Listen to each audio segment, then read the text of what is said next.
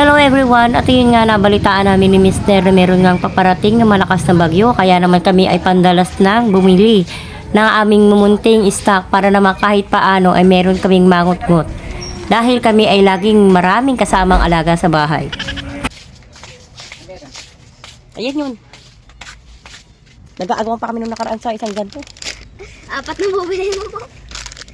Uwi naman kayo. Walang, hindi ko nagdalang basket. Wala ka basket na. Ako na po. Ano ba yan?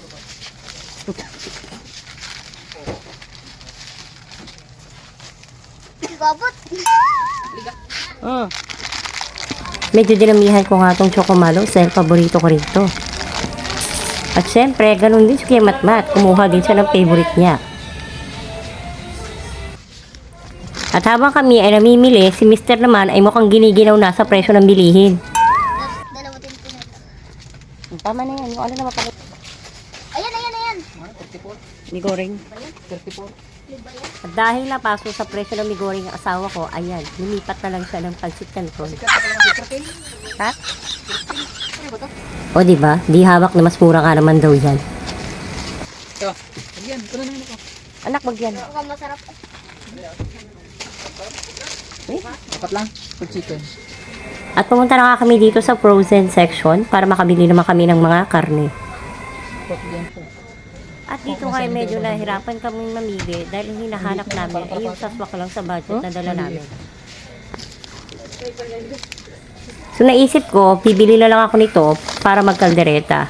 Pero dahil nga sa mataas ang uric ko, ayun, pinigilan naman ako ng asawa ko. Kaya ito na lang daw. Fish na lang daw ang bili namin. Creamy dory. Ito na lang wala. Ang kagandahan pati dito, mura lang siya, 102 lang per balot. So, kung makabili kami ng dalawa, solve na talaga kami. Tsaka, ang ganda talaga mamili dito sa Dali-Dali-Wu. Ayan na, meron akong sariling bansag sa kanya, Dali-Dali-Wu. Kasi talagang mura yung mga bilihin niya. Katulad na lang nito, itong kulina na to. 9 pesos lang ang isang pack niyan. So, marami ka na pwedeng paggamitan. Then, itong tosino naman, ayan, mura lang din siya compared sa other brand. Meron. O ayan mga mamsi ha, hindi ako nagpo-promote. Natutuwa lang ako kasi talagang mura talaga ang bilihin dito. Ayan, for payment na tayo at pinigurado si Mr. kinakabahan na naman sa magiging presyo.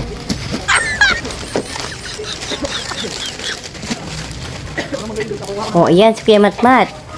Abalang-abala siya. O, tignan niyo naman. Worth it yung pagtakas niya sa mga kapatid niya.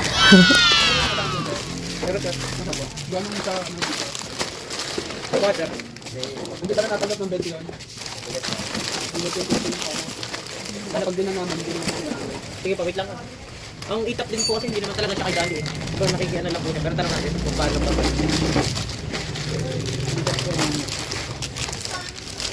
Ano, sir?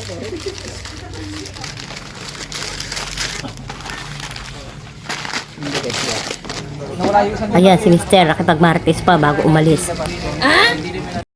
Ayan, that's all for today's video guys. Thank you for watching.